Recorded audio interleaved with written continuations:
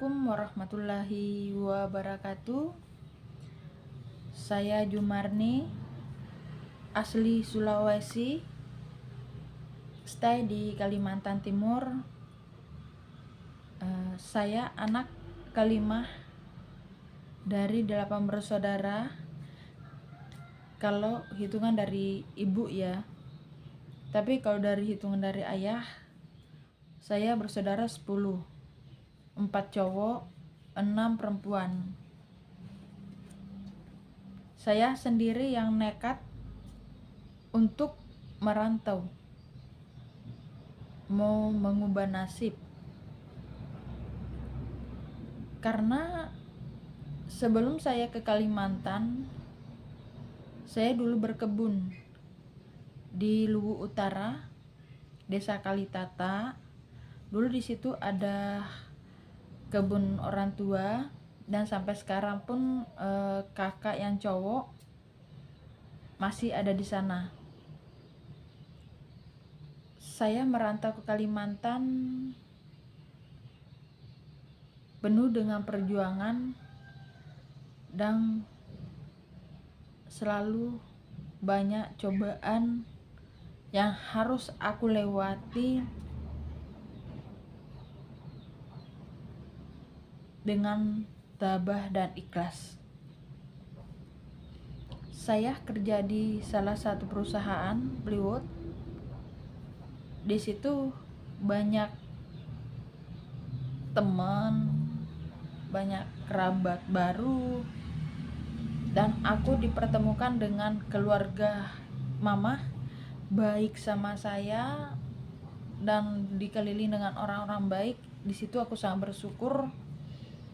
Di situ punya pemikiran, ternyata walaupun kita merantau, tetapi kita bisa mendapatkan orang baik sewaktu itu. Dan saya pun sampai sekarang itu menganggap beliau itu orang tua saya, saudara saya, karena mereka itu benar-benar baik sama saya. Satu ketika ayah kecelakaan. Saya masih tinggal di Kalimantan nih. Harus balik kampung karena ayah kecelakaan. Dia kecelakaan jam 11:30 siang dan menghembuskan nafas terakhirnya jam 2:30. Bayangkan aja, anak perempuan satu-satunya merantau, kehilangan seorang ayah di saat di rantauan. Waktu itu aku belum punya uang, jadi aku dikasih uang sama nenek 100.000, dan ongkos kapal saya tuh adek yang bayarkan. Saya masuk Sulawesi dan bisa bertemu terakhir kalinya dengan ayah. Walaupun tinggal terbaring lemas dan tak berdaya lagi. Orang selalu ngomong gini, kamu kuat, kamu ndak nangis. Apa aku harus nangis dan ayahku kembali lagi? Ndak kan? Kalau saya nangis, otomatis saudara saya sedih juga. Jadi bagaimana caranya itu harus aku lewatin.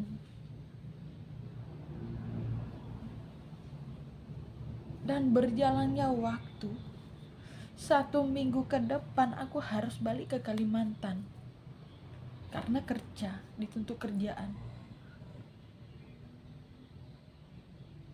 Adek lulus SD, mau masuk SMP.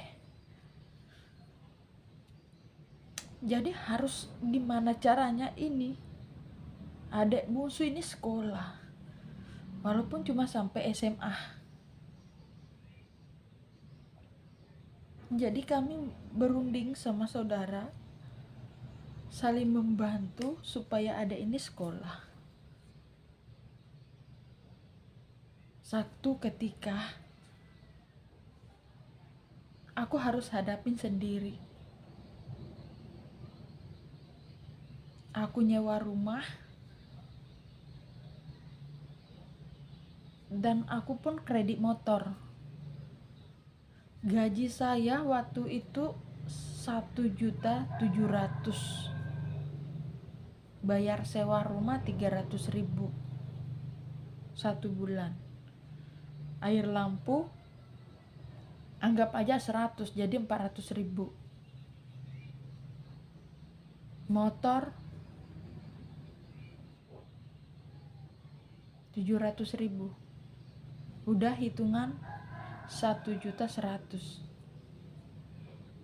Ditambah adek 300.000. Jadi sisa 300.000.